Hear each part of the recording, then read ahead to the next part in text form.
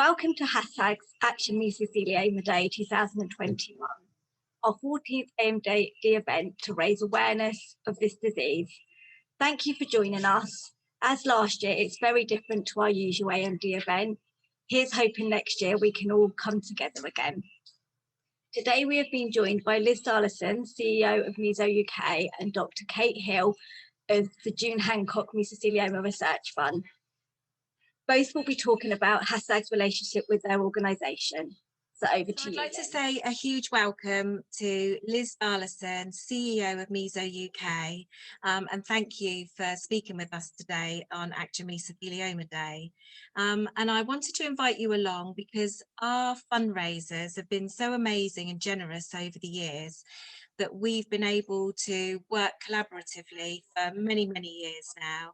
And I wanted our donors and fundraisers to get a flavour of our working relationship and what we do together and the monies that we donate to Meso UK, how that helps patients, their loved ones and research. So thank you for joining me today. You're very welcome. And Lynn, I couldn't agree more with you that anything that we have achieved together could not have been achieved if it hadn't been for your generous donors and your trustees, I think, for for agreeing to support some of the causes that we've worked on together. So I think just to give you a feel and a flavour for some of the work that we've been doing collaboratively, I think they're described as our tour de force, aren't they, our nurses, and that's by somebody else. And without doubt, your contribution to our nursing team is immense. We started out with just one nurse. We didn't employ our second nurse until 2012. You've been involved with Anne in Portsmouth now for more years than I can count, really.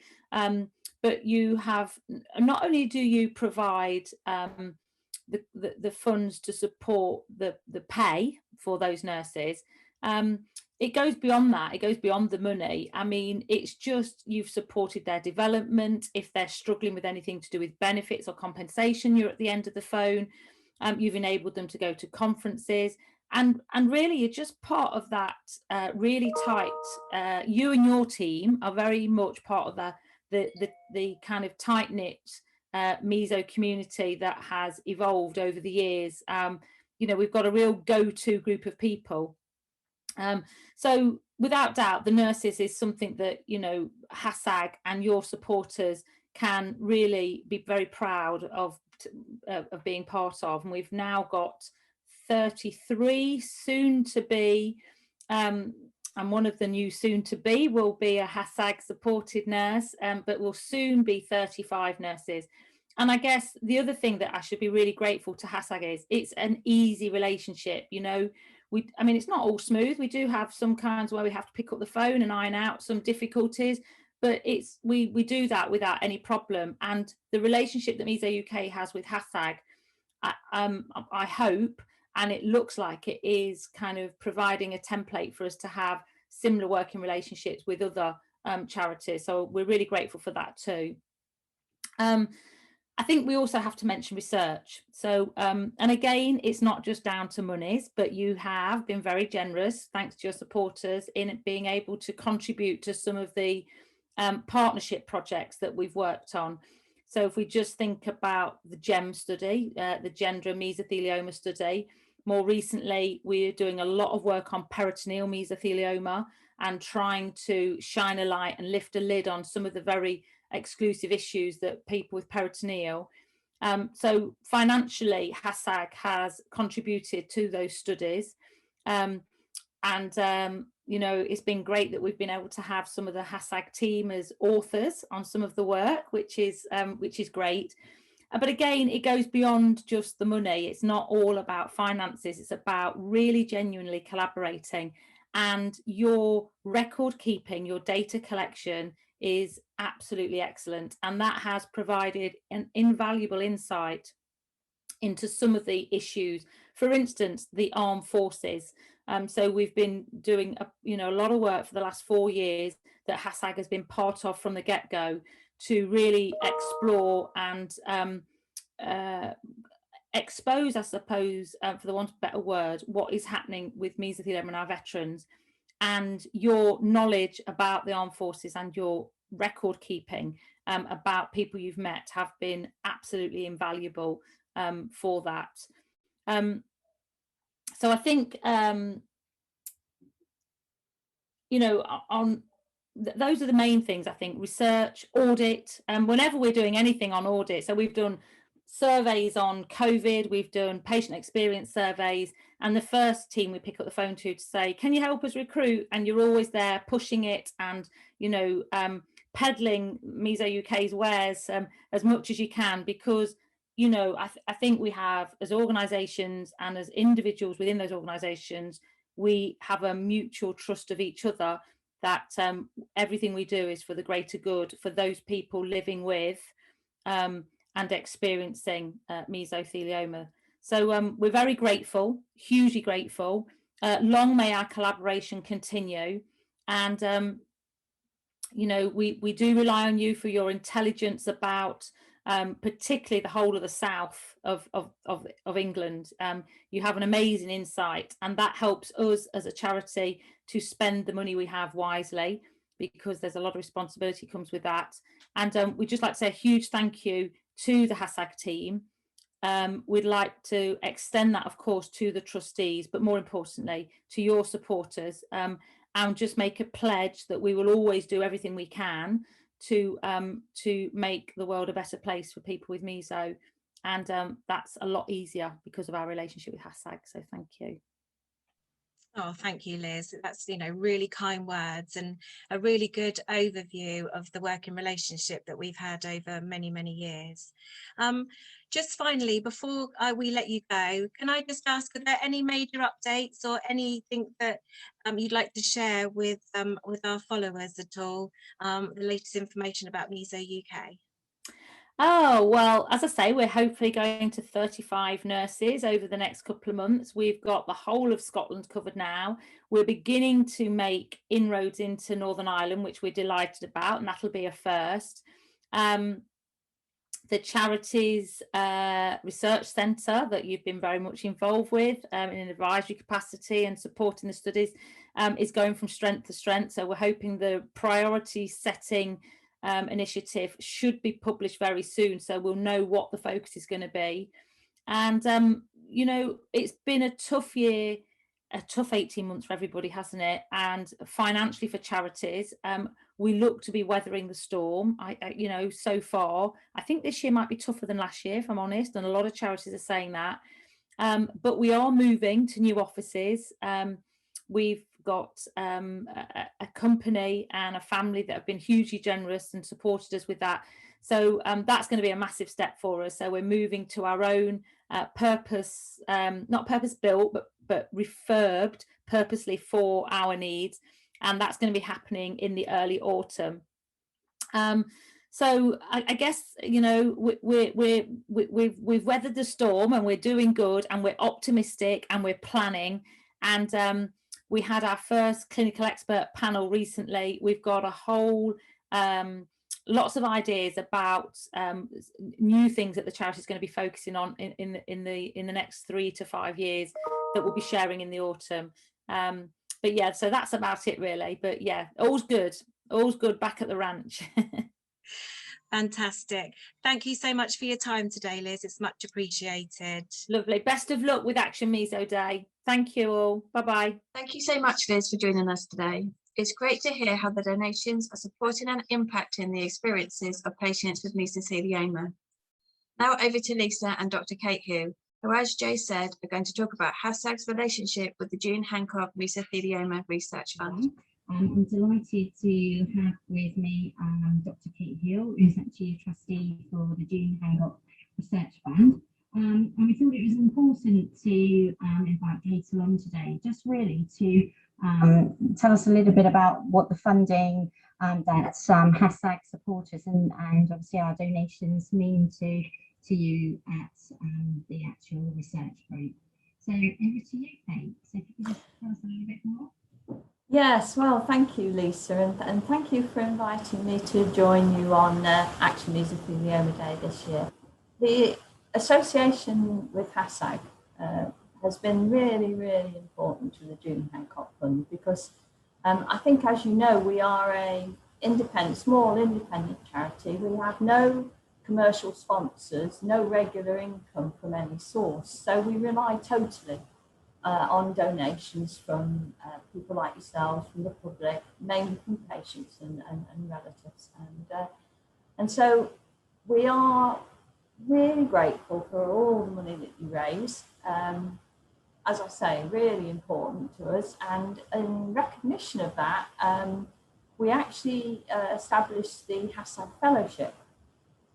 Now, fellowships, PhD fellowships, are really important because they're a good way to build research capacity in mesothelioma. By supporting early career researchers to develop an interest in the field of mesothelioma research, it's a good way to actually develop the researchers of the future and hopefully make advances. So the Hasag Fellowship, the first one, was awarded, I think it was 2017, it seems ages ago now, but with COVID, time has expanded, hasn't it? Things that happened last year just seem like yesterday, and yet when you look back, it seems a long time ago. But yes, it was 2017 we established the fellowship, and the first person to be awarded it was a doctoral fellow at the University of Sheffield at the University, and she was looking into the way that mineral fibers interact with the cells that are in the mesothelial membrane where mesothelioma develops.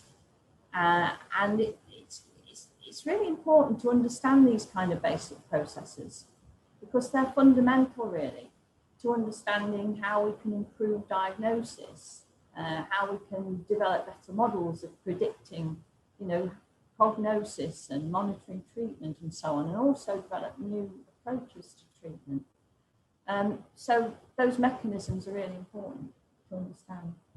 So that fellowship actually is almost completed now. So probably this year we'll be looking to award the second Hasag Fellowship.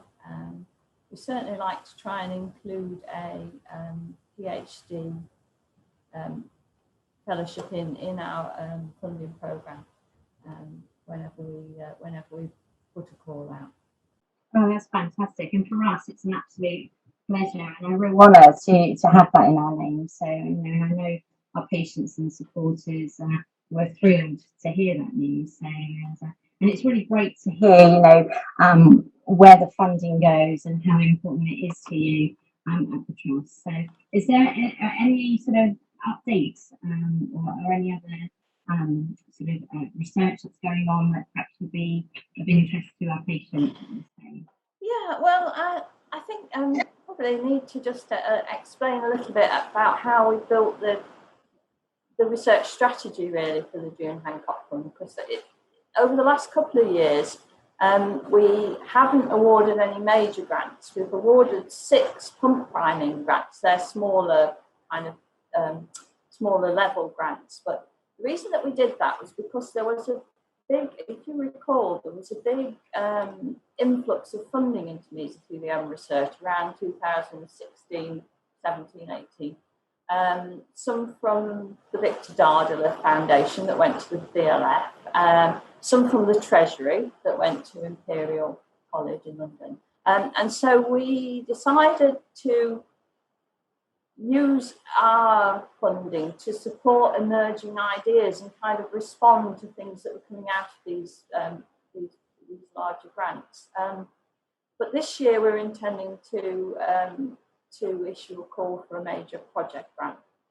So in terms of progress, well, I think it's really important to know that, for example, the Meso Origins study that we funded in Glasgow, that underpinned an application to CI UK by Kevin Blythe and his team, a big application.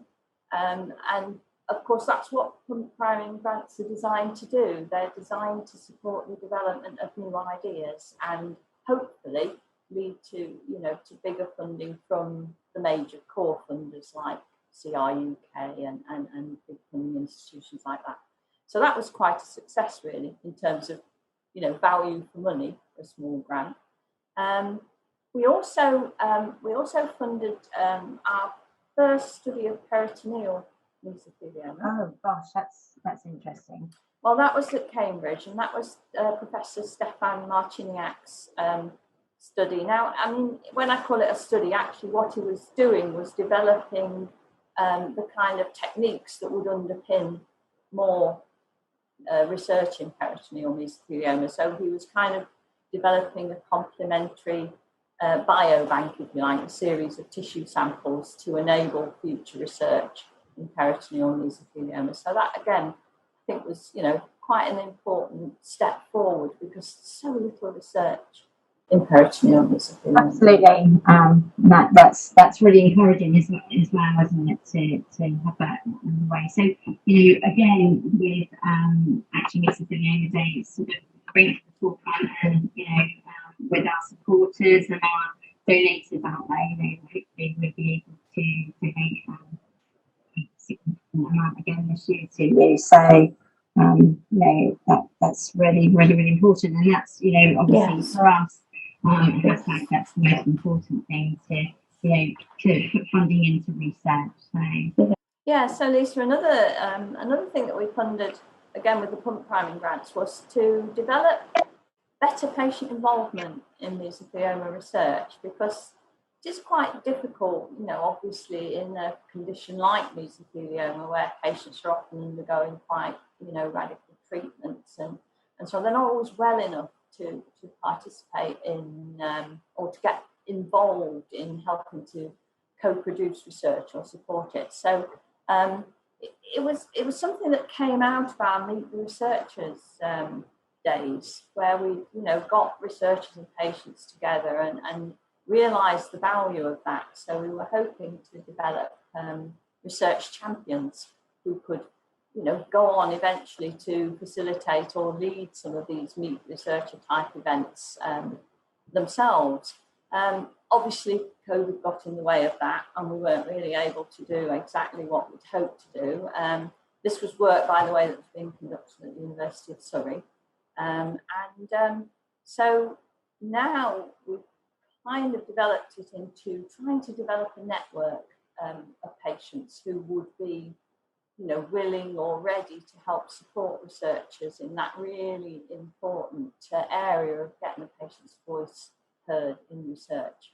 And again, I mean, Hasag have been great supporters in that. I think several of your support group participants have actually been involved in that study. So again, thank you for that, and thank you for spreading the word and sending them in our direction. oh no, it's a pleasure, and I know they're always willing to help. So, and is that something that's still open, Kate, or is that? Yeah, I mean, well, the study itself is obviously coming to an end because the funding will be running out in actually this month in June. But we are hoping to sustain the network longer term, and we'll be looking for people to join that. You know, any patient or relative or any member of the public who's got an interest in mesothelioma would be welcome to sign up for that, because it is so important. You know, there's so much research gets wasted because, you know, the questions aren't right or it isn't relevant to the people, the end users of research, that's the patients. And so getting their voice heard, getting their priorities, you know, pushed forward on the research agenda is really important, and this is a good way to do it. Brilliant. So we could still keep, you know, any of our patients or family members could just look at the website and sign up for a later date. Yes, well, we obviously we're going to look at the way that we're going to register, if you like, people into the network in the longer term. But yes, do tell people to get in touch so that we can, you know, get them on the list, and then when we get the actual mechanism sorted out, we'll roll that out in a more formal way. Fantastic. Well, I just, wish you good luck with your future research programs, and I know the whole of team Hasag are behind you. So again, thanks so much for joining, Kate, and look forward to catching up with you soon. Well, thanks so much, and thanks for having me. Oh, it's a pleasure. Take care. Bye. Bye. Thank you so much, Kate, for joining us today. In a moment, we'll be releasing the beautiful butterflies, but first, here's a short poem. When the task at hand is a mountain in front of you, it may seem too hard to climb, but you don't have to climb it all at once, just one step at a time. Take one small step, and then another, and you'll find the task at hand was a mountain in front of you, is a mountain you have climbed.